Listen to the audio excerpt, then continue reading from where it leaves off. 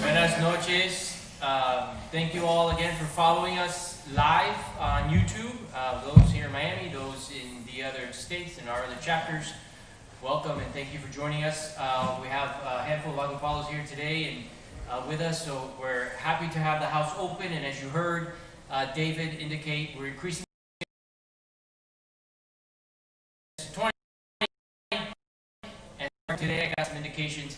What happened is at the end of the Mass, you guys couldn't hear the hymn. And what happened is, after the prayers of the faithful, I turned off the lectern microphone. So I'll make sure not to do that going forward, because we missed the audio of the Agupalos here singing the hymn. And then I turned off the altar mic because I don't want you to hear me singing off key. So there's a confluence of errors there, and we'll get that corrected. But so tonight we have Luis Sanchez, our national president, Father Sainz, our director, here to give us a summary of the salient points of the national board meeting that happened at the beginning of June 6th. We had a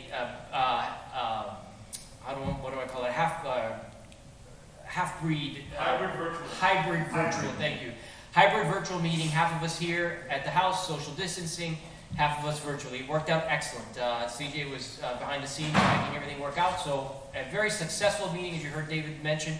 So we'll go through some of the salient points. The first thing I want to mention is Father Sainz challenged us to not turn a blind eye to the technology that we were forced into as a result of quarantine and social distancing. And here we've made the best of it, tried to make the best of it, understanding the importance of the personal relationship. But Father Sainz challenges to integrate, I think is the word, integrate this into our, for lack of a better term, our regular operations. So if you guys want to build up on that a little bit. Yeah, one of the things I think most people have already experienced, those especially on the other side of the screen right now, is that we've already had guardias led by agrupados in New York, in Washington, D.C., in Puerto Rico, as well, and so from different places. So we're not restricted anymore to the local círculo as a model, but right now there's no excuse anymore for us to have almost a national círculo or to be able to have a círculo led in Miami by someone in DC or someone in Atlanta. There is there's no impediment anymore. We have the technology and we actually started to use it. And so I think that's definitely a nice indication. Maybe we didn't think ourselves or we didn't purposely enter, but we were forced into it. But we've made the best out of it, I think, and I think we're going to continue. We have to continue to capitalize on that. So it is a new technology. Perhaps it's the new genesis of the Círculo. Many other agrupados have told me in the past. I mean, you waited for the tapes to get back from Llorente's talks and his homilies, and you'd sit around to hear it. Well, this is almost the equivalent now, except that it's not just a tape. You can download it or watch it in it. So this is, I think, certainly something not that we should not be afraid of, or that we definitely should not push ourselves away, but on the other side, exploit it as much as possible for what it can bring. The chapter presidents, most of them reported that the participation in the círculos had increased just because of using the Zoom. So it's definitely using this new tech has helped every single house.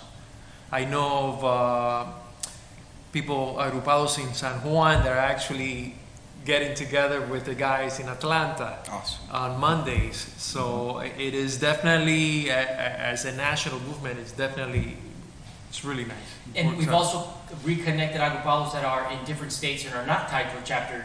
You may have heard the name of Stephen Pardo.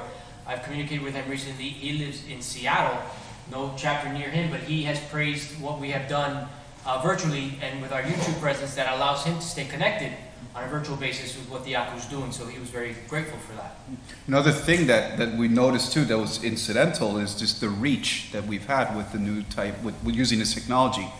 Because it's not just agrupados listening here, it's agrupados and their families, whether it be their spouses, even their kids, that they're referring this to another friend that's not an agrupado somewhere else. And so we have the analytics from the different broadcasts that we have, and we're definitely reaching way beyond the population or the demographic of the agrupación.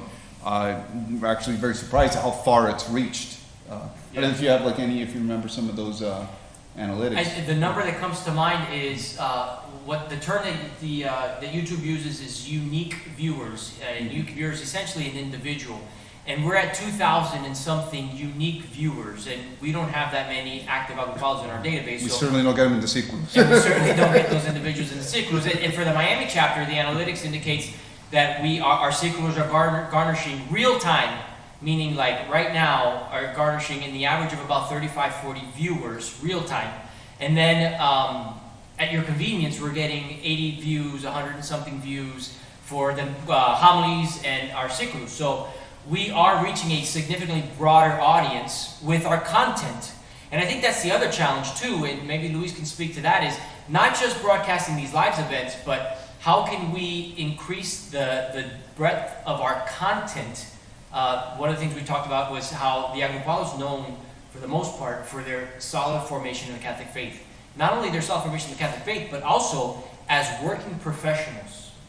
How can we create content, draw from that, creating content to enrich our page?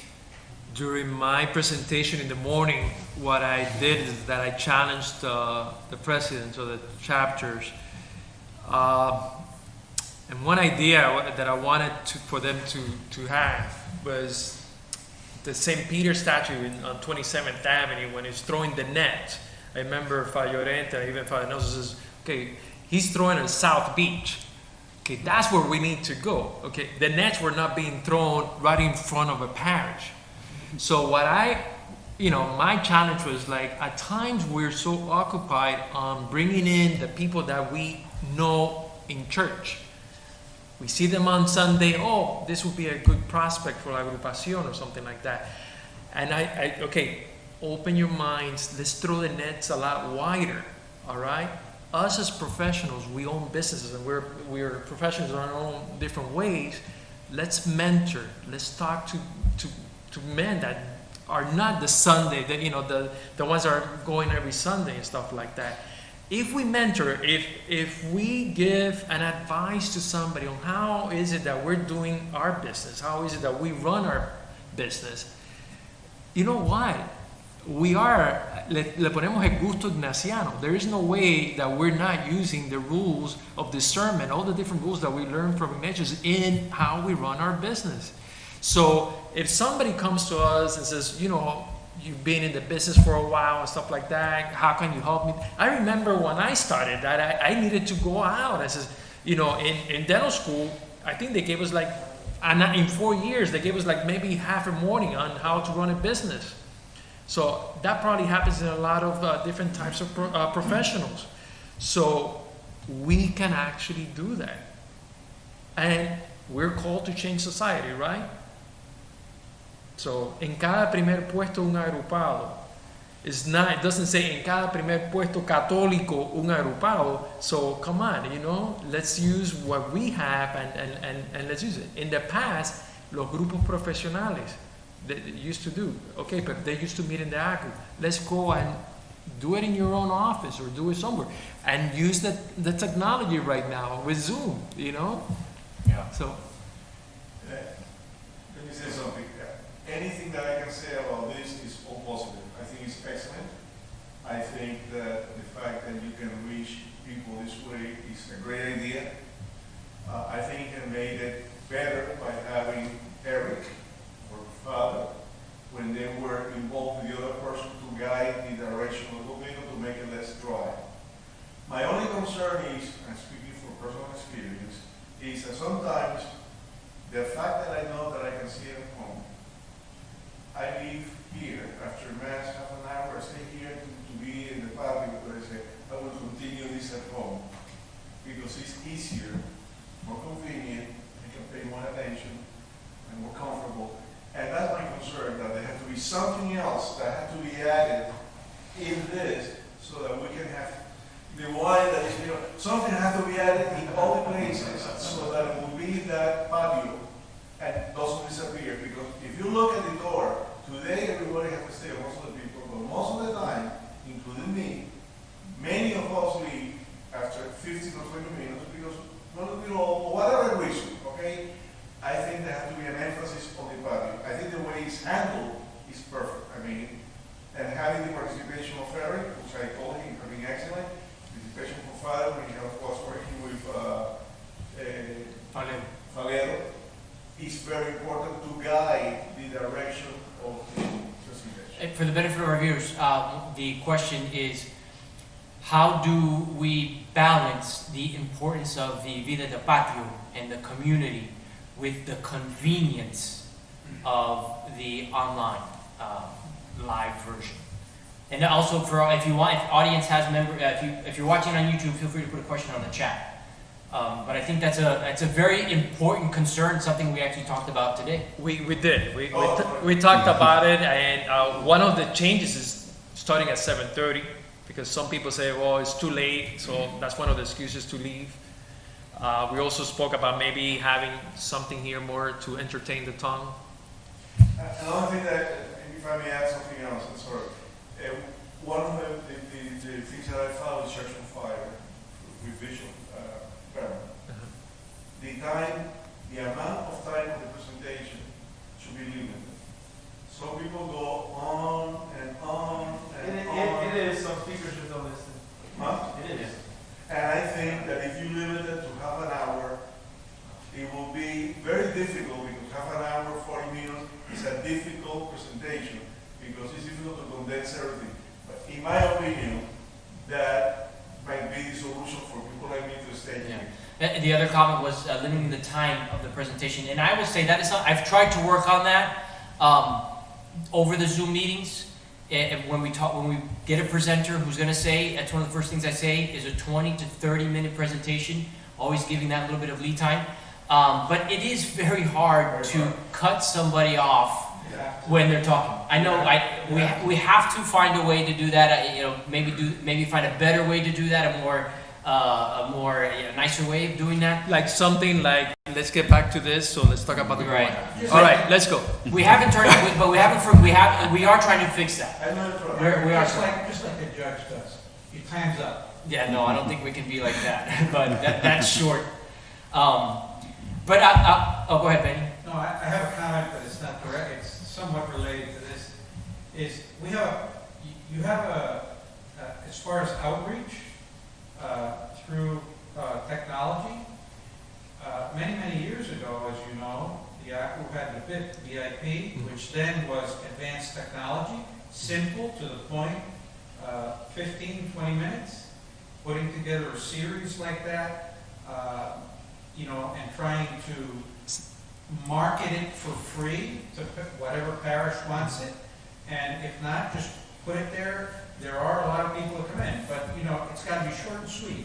Oh, we have it to 2 minutes. That's the video series. Yeah, so what we're doing, something similar to the beeps, which I want to give a shout out to Father Willie, because when Father Willie became director, he actually wanted to revive the beeps, and we never really got that off the ground. But his idea, he was thinking very much along that idea, is promoting the content. But the video series, in addition to what Luis was talking about, how we can address professions, David is working on a video series content similar to beeps.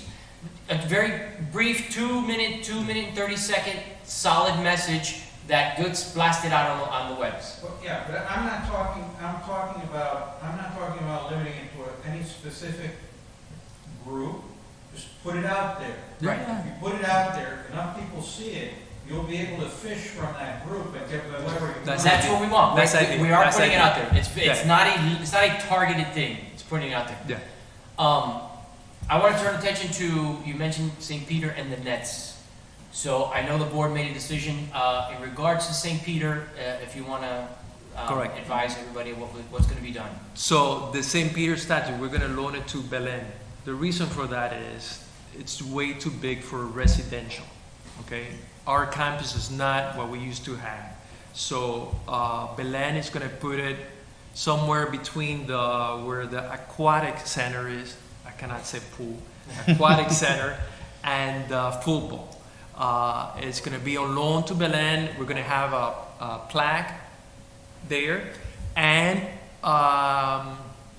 we are going to replace it. We are going to have one not exactly the same, but the same sculptor is gonna make a new one, and it's gonna be the size that will be good enough to put residential. We're not gonna get in trouble with the county, we're not gonna get in trouble with the neighbors.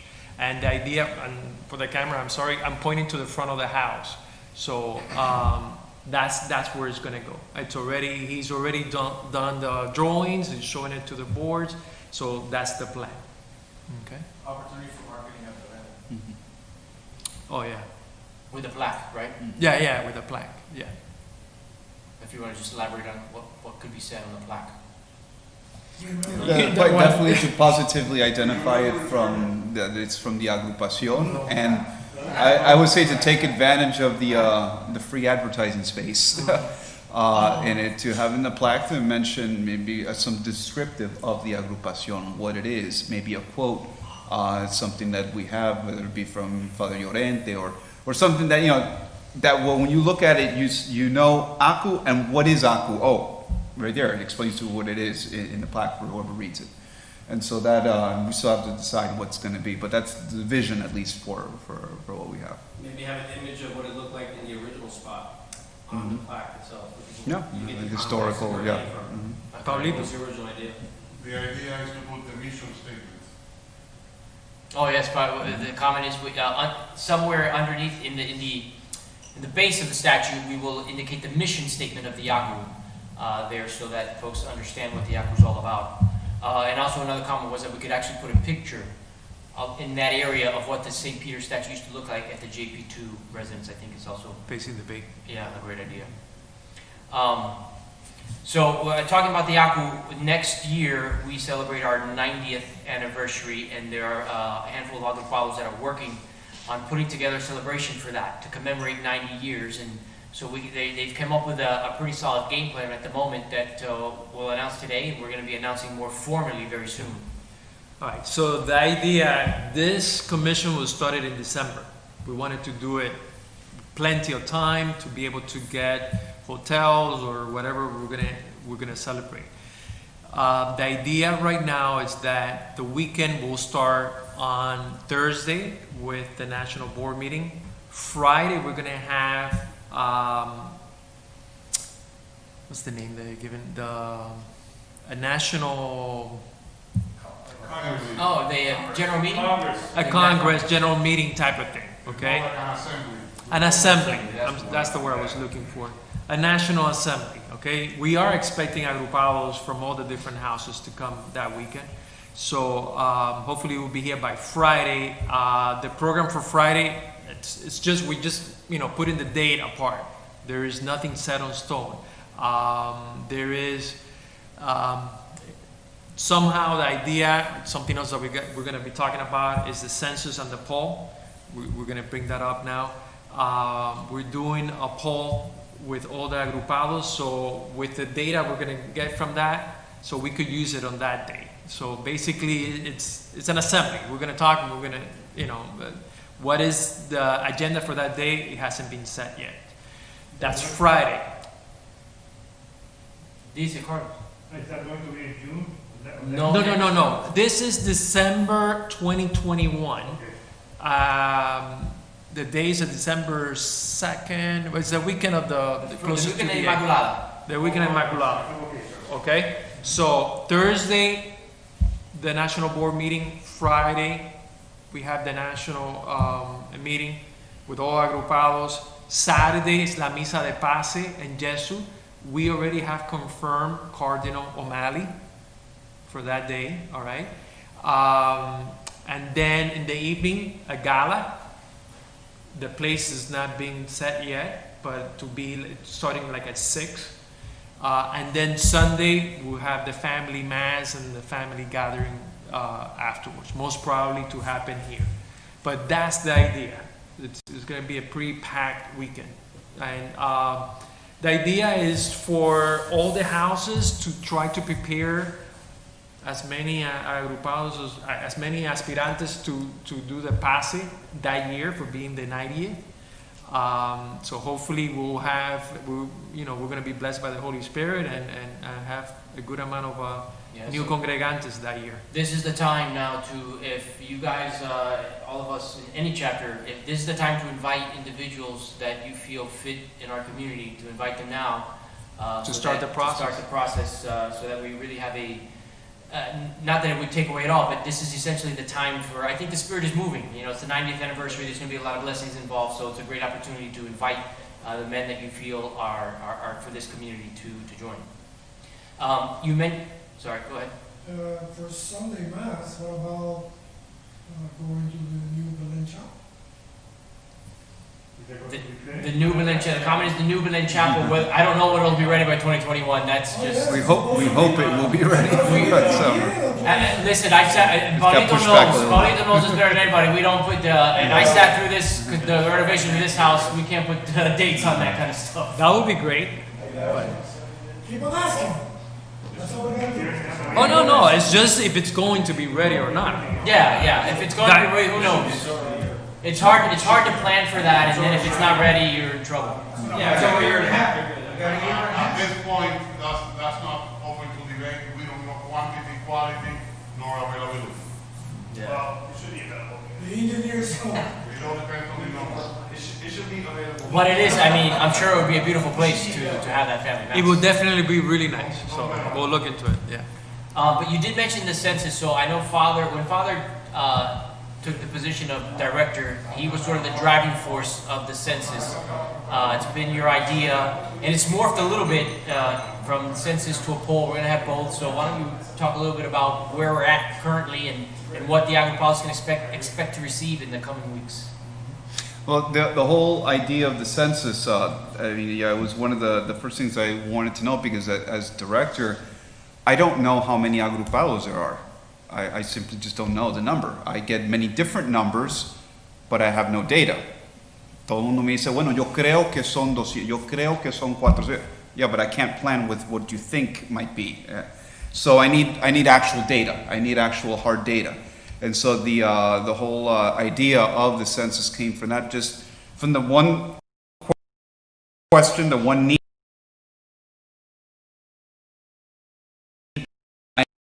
How many numbers? That was like, well, you got to cross up some names because I already celebrated the funerals of some people in here, and so we had to have an updated list in there as well, and so that's the primary reason. Now, taking advantage of the moment to try to reach out and contact every agrupado that we can to try to establish that number.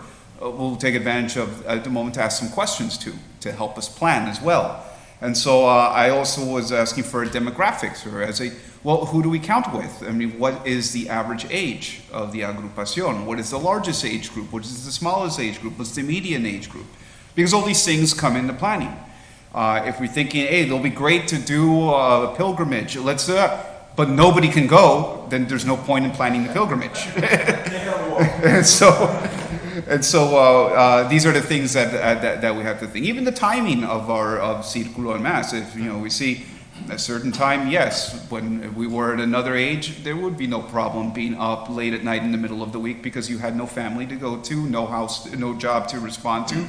Yeah, well, that's different now for many people. So I need to know that. I need to know what's the situation. Even general health of somebody. I mean, how many people cannot leave their homes just because? So we say, well, if a certain number aren't here, it's not because they don't want to be here, maybe because physically they can't. They don't drive anymore, or they can't drive at night, things like that. And so we were asking questions kind of to establish demographics to help us plan more accordingly to what the reality of the agrupación is right now. And also asking some questions to understand, to help us also evaluate ourselves at the same time. And perhaps you can speak a little to that part of the census. Well, I mean, at times we hear agrupados that they don't come for this reason, that reason, stuff like that. So it is, we want to find out. Is it because of the distance? Is it because of the time and stuff like that? Not only to the Guardia and the Círculos, but to the tanda ejercicios. Okay, why is it that we only, it's hard to fill las tandas? So we're asking, okay, do you prefer 3 days or 4 days? Do you prefer English or Spanish? Do you prefer a long weekend or a regular weekend? We're just, you know, we're trying to gather as much data as possible. We asked the family apostolate, what type of questions would you like to know? So we asked questions about the Cana groups. How often do you meet? This and that. If you're not part of a Cana group, why is it that you're not? Is it because you have not been invited? Is it because you don't see value in it? We asked several questions for the canonization, you know, that Ephraim wanted to find out. Are there anybody in your family has been a priest or a religious order or anything like that? So I think it's pretty extensive. I think we're going to gather a lot of data from it, and then it's just to grow from that. Yeah. I just, one thing I do, with as far as retreats go, and it's really in Miami, the other chapters, DC, they're always filling their houses.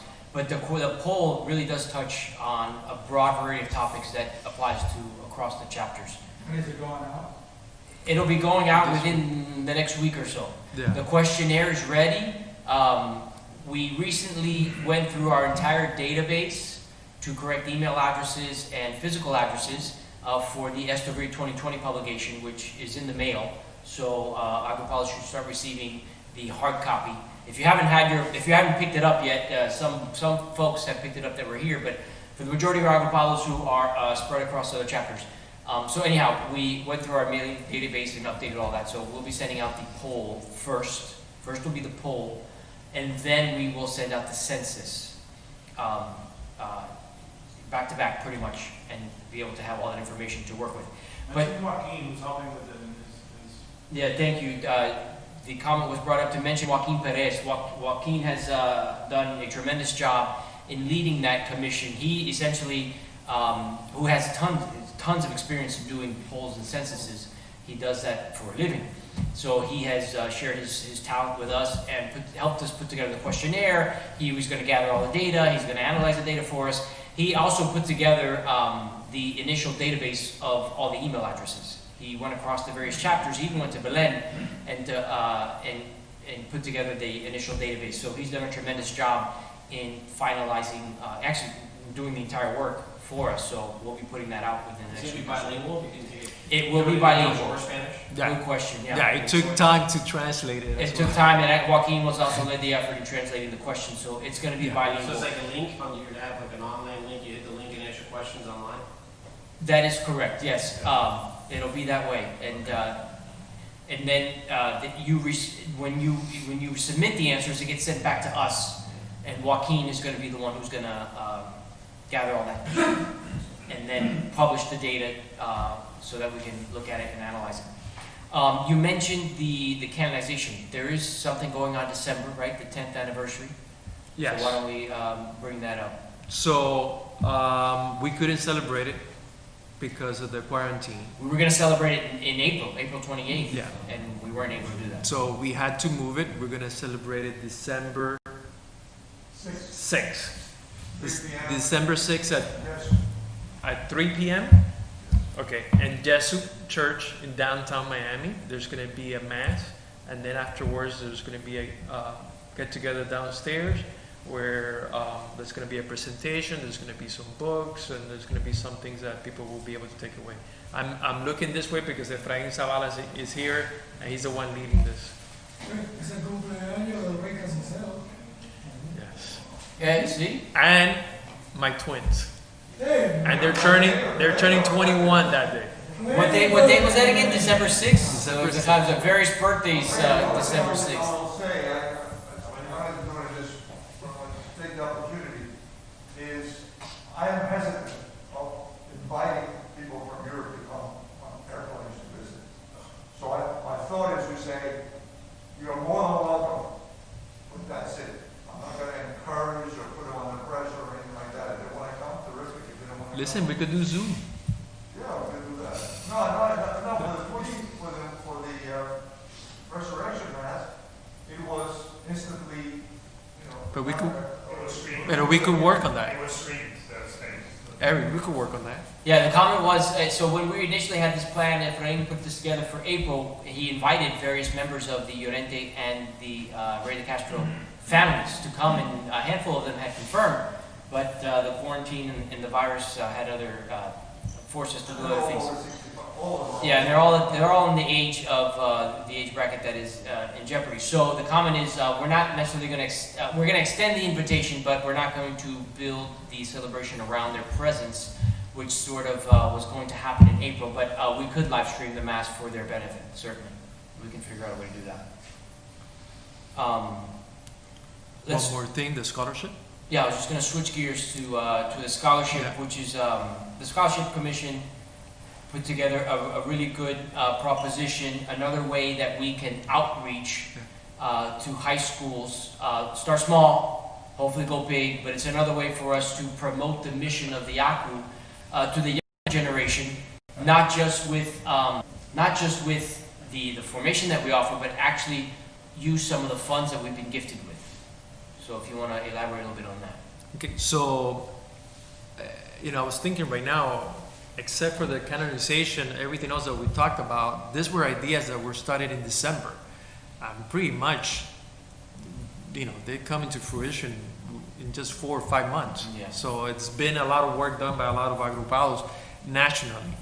So this commission, the Scholarship Commission, back in December, they were asked to come back to the board with recommendations on putting a scholarship together.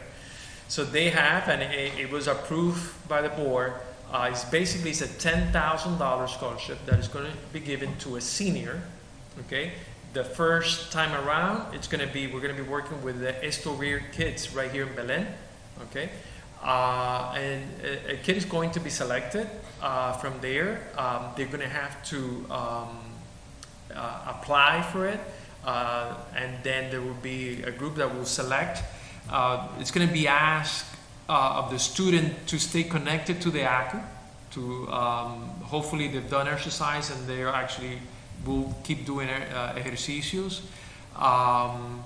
And the idea behind it is not only to do it here in Miami, but to actually for the different chapters to actually do it as well. I think it's a great idea. One of the ideas is it's a way to get into a high school and go and talk to them about la agrupación, and maybe also start an Estoril group in that high school, in the different chapters. We already have that here in Miami, but in the other different chapters, Atlanta has it. But in the other chapters, I think, the idea is, I think this is going to open doors.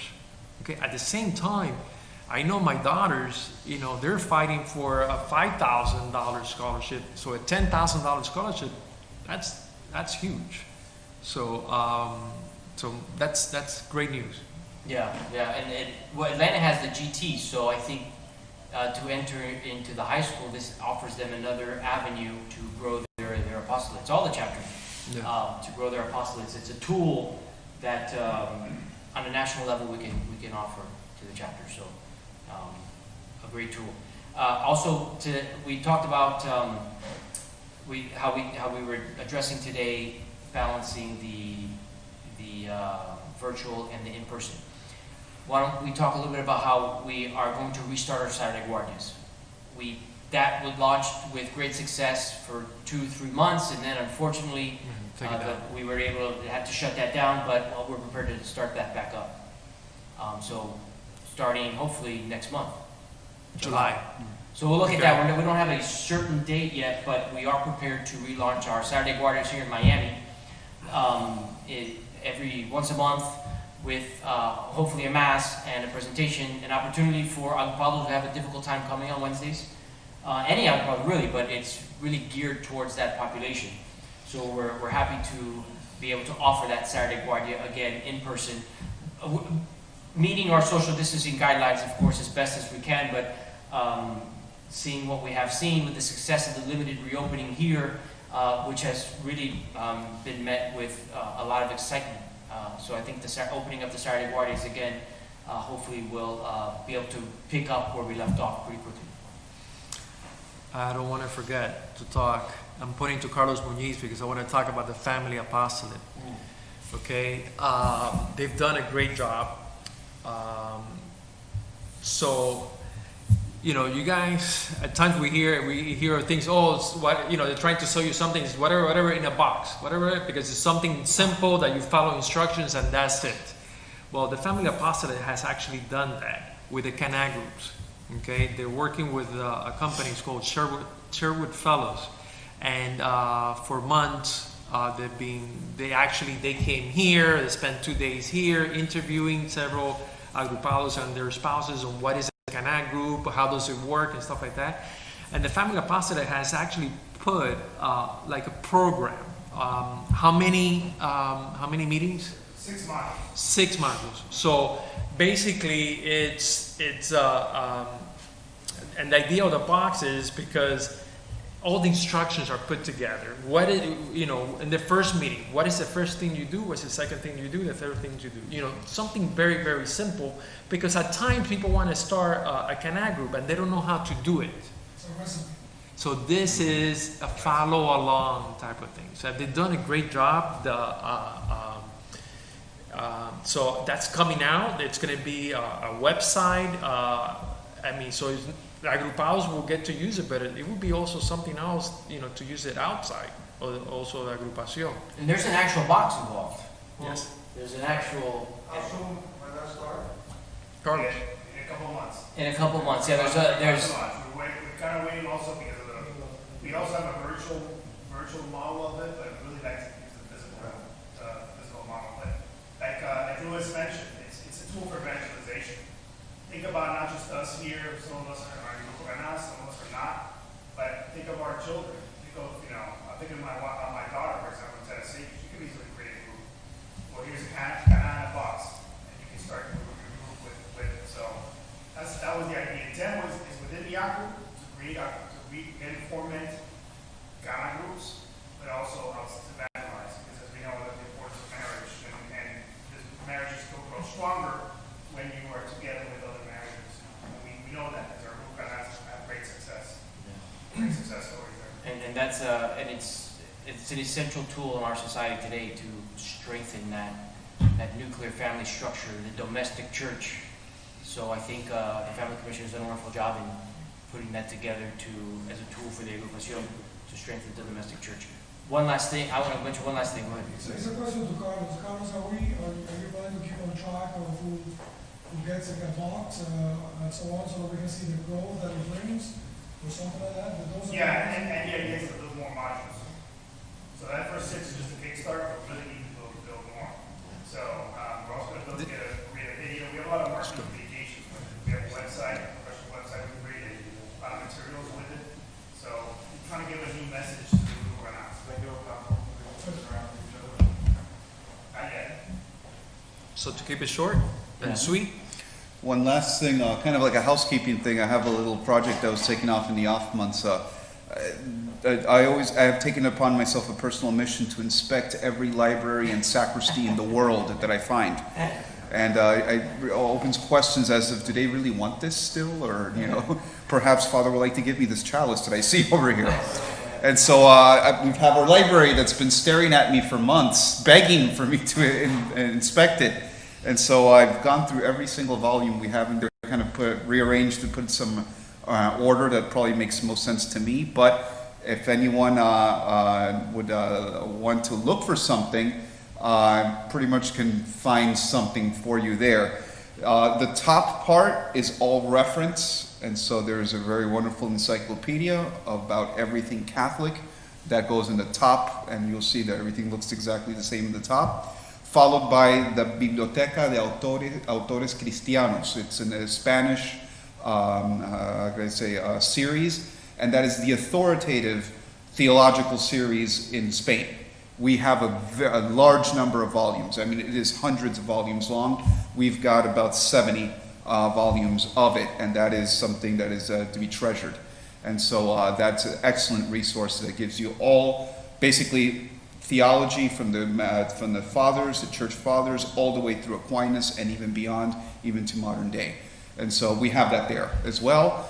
And then a series on philosophy that goes in the second part, that goes the history of philosophy all the way to modern day as well. A little section that we have on the popes and encyclicals or magisterial documents. And then everything that follows general theology. Manuals, reference books, everything follows there. And the bottom shelf is all spirituality. And so if you want anything from Thomas Merton go into Jesuit spirituality, go into Franciscan spirituality, the writings of all the saints. Then there's a section on Cuba, the church in Cuba. Then a general section of general history, and then followed by some homiletic guides, and then all the Bibles that we have in here, or anything related to biblical theology is all in the section in there. So that is available for you. And there's a small section there as well of all writings by agrupados, or publications of the agrupación that have been all put in chronological order.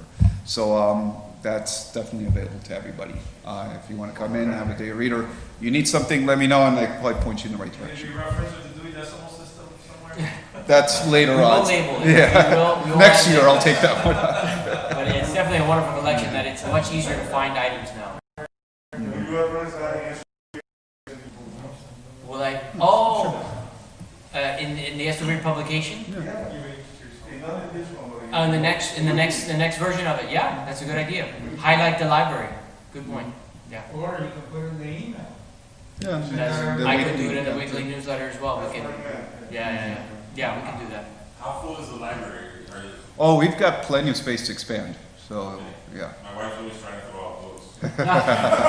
Well, you know, we still have like 20 boxes of books in storage. So we still have a lot of stuff. We can't, I don't think we can fit all the books we have in store. No, I don't think we can. It's a lot, but there are a handful of shelves there that have been empty. We had a couple books there. Yeah, I'm gonna that give we- away we some. got rid of. Yeah, there's Was some. a Bible in Vietnamese? We have the Bible in Vietnamese. We have. Bishop San Pedro, Sorry? that's from Bishop San Pedro. Oh, really? See, that's interesting to know Most where to go. probably, yes. Yes. There's some books we are giving away because we have repeated volumes. Yeah. And so, well, there's no point in having 3 editions of the same one, or the old edition while we have the new one. So those, I'll put up later a table for people to take whatever they want. Those are going to be given away. Some others are probably also kind of a little bit below, like children's catechetical workbooks. I think that's a little bit below the level of the agrupación, so you're free to take them. If not, I'll find it somewhere else for them. Very good. Well, thank you all for joining us. If you're watching us, last question. Yeah, did you dealt with the 2 outreaches that we have in Curazon which are successful, which is SOB, and you Catholic, what to do about them? and what- Yeah, Those are the 2 sources that we have. So we did talk at length about our university ministry and the high school ministry. So the scholarship opportunity will address our high school ministry. We talked at length about the Estovir alumni. So we have a very strong presence, the Estovir presence here. In fact, they were here at the house today for a farewell with Brother Mike. We had 15 of them here get together. It's a mix of undergraduate with graduate students. The Estovir group is doing really well. So high school students, they're meeting every week. Yeah, so we did talk, there was when we went into quarantine and went virtual, one of the gifts of the virtual platform for the Estovir group was we could meet more frequently. And they wanted that as well. So from bi-weekly meetings, we went to weekly meetings, and now we're going to do a summer program, which we've never done because we have this virtual platform. So we did talk at length about the high school ministry and the UM ministry, and how to connect our graduates from the not only creating Estovir groups in other high schools, which the scholarship can do, but how do we connect our alumni to our university ministries? And we are approaching, what we talked about is the number of students that are now starting to graduate. We're approaching what I've termed like a critical mass of Estovir graduates, where we can make these connections virtually, using the virtual platform. As Father Sainz said, we've been forced into it, let's utilize it. And the high school kids know this in and out. So how do we keep them connected, and also make these university ministries available to them? And today, there are 2 Estovir graduates that are going to stay at Miami-Dade College that we hope to connect to the UM ministry. So yes, the board did talk at length on the successes of both those programs and how to keep them connected. We also did talk about Catholic University and the Washington House, right? Right. Implying that because of the entrepreneurship program, we have started to build another strong relationship with Catholic University and see the potential that's there to try to cultivate that relationship. Right, so there's also opportunities in the chapter of DC to connect CUA. So thank you if you're watching us. Don't forget to subscribe. Next week, 7:30 p.m. Mass I'll make sure to remind everybody in the coming days. So thank you, good night, God bless. Good night.